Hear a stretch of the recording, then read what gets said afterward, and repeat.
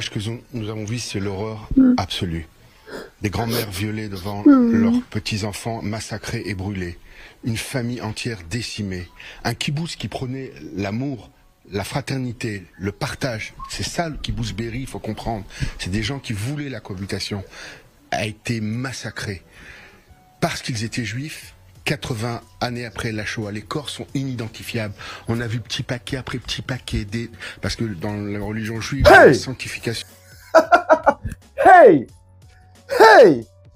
Hey les gros mythos! Comment vous allez bien? J'espère que vous allez bien. Et que vous vous portez bien. On va parler dans cette vidéo de Pumba. T'as vu? Pumba, ékayé, le facochère, ékayé, le meilleur acteur. Il a encore pleuré sur sa chaîne favorite, I24. I24 qui appartient à BFM TV. Chaîne qui passe en France. Hein. Propagande sur cette chaîne. Tous les jours, ils insultent une communauté. Tous les jours, ils appellent à la haine. Tous les jours, ils sont franchement très respectueux des valeurs humaines et de la moralité. Bref, sur cette chaîne-là, Meilleur Pumba a encore chialé, a encore pleuré et d'après les antiseptiques israéliens, parce que ça vient d'une chaîne israélienne sur la TV israélienne, donc ils doivent être antiseptiques ces gens-là aussi. Donc ils chialent sur des détails, ils chialent sur des gens qui auraient subi des choses, de la barbarie, et il n'arrête pas de pleurer sur ça. Ici, telle date, dans tel kibbutz, dans le kibbutz Be'eri, parce qu'il parle, là, dans sa dernière folie, dans sa dernière intervention sur I24, il parle du kibbutz Be'eri. On est d'accord. Donc, il précise l'endroit où c'est, le kibbutz Be'eri.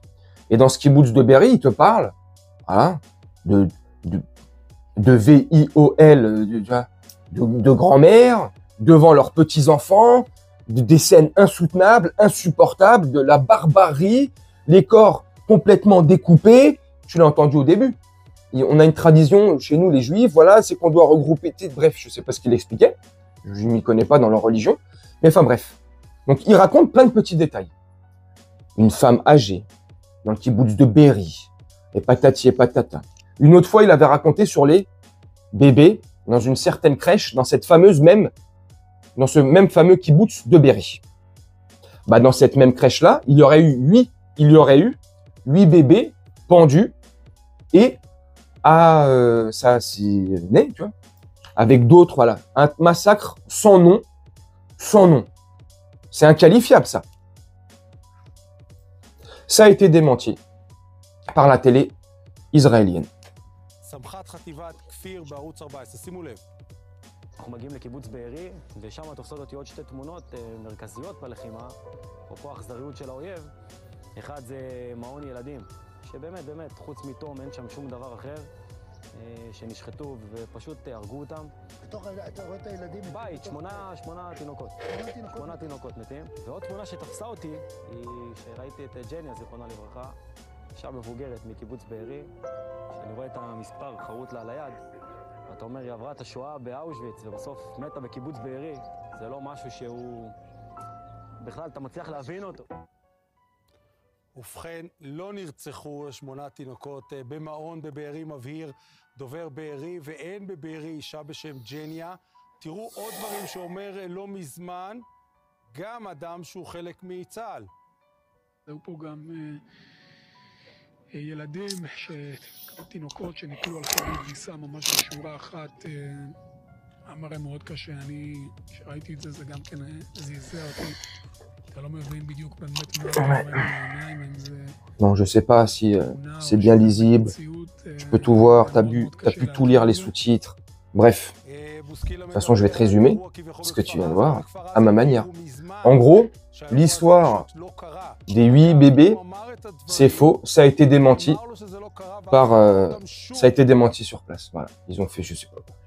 Je te dis ce que à la télé israélienne ils disent. C'est pas vrai. Tout ça, ça a été monté en épingle. Je sais pas d'où ils sortent ces conneries-là, mais en tout cas, c'est pas vrai. La fameuse dame âgée aussi, qui aurait été retrouvée VI11 devant ses petits-enfants, puis après tuée et massacrée, Elle s'appelait Jenia. Et ça aussi, ce n'est pas vrai. Dans ce même kibbutz de Be'eri, il n'y a jamais eu de femme âgée au nom de Jenia. Et dans ce même kibbutz-là, il n'y avait plus de personnes qui avaient survécu aux atrocités de la Seconde Guerre mondiale. Tu vois. Donc, tu as vu, il parlait de détails, du tatouage, tu sais, le militaire israélien au début de la vidéo. Là, tu vois. Mais alors, fausse propagande. Là. Oui, j'ai vu ça, ça m'a choqué. Là. Vous avez rien vu du tout. Bref. Donc, voilà. Donc, en gros, et des exemples comme ça, il y en a encore plein. Hein. Tu sais, là, je t'en ai pris que 2. Les 8 bébés et Jenia, la fameuse femme âgée du kibbutz de Be'eri. Je t'ai juste pris ces 2 exemples-là. Des exemples comme ça, dans ce même journal israélien, sur cette chaîne-là, ils en ont démontré plusieurs. Mais là, je t'ai juste pris 2. Ça sert à rien tu vois, sinon la vidéo elle va durer trop longtemps. Ça sert à rien. Mais c'est juste pour te montrer. Alors, je ne remets pas en cause ce qui s'est passé le 7 octobre. Attention, qu'on soit clair, qu'on soit net et qu'on soit précis. Je remets juste en cause certaines versions, dont ces 2-ci là, celle-là. Là. Et en plus, ça a été démenti par une chaîne israélienne en Israël. Donc là, tu vois, c'est combo. Donc là, je sais pas ce que les Goldnael, ce que les Pumba Meyer Habib, là, vous allez les taxer quoi, vos frères et vos cousins là-bas? C'est des antiseptiques? Hein? C'est comment? Bref, c'est pour ça qu'il faut faire attention à tout ce qui peut être dit. Il faut faire attention à la guerre d'image. Parce que oui, c'est une guerre d'image et de propagande. Il faut faire attention à tout ça. Il faut toujours regrouper les informations. Ne pas prendre pour argent comptant ce qu'on nous donne comme information. Qu'elles viennent d'un camp ou d'un autre camp. Faire très attention. En ces temps comme ça, où la manipulation est à son paroxysme, où on se sert de n'importe quel prétexte pour, comme ça, mener un peuple ou des gens par le bout du nez, attention. On n'est pas des ânes, c'est pas une carotte qui a au bout. Enfin, donc voilà, donc une fois de plus, voilà. Je prends des pincettes. Ils ont démasqué la supercherie, cette arnaque, cette fausse propagande. Donc, quand tu vois à chaque fois, et je te finis la vidéo là-dessus, Meyer Habib qui arrête pas de chialer, voilà.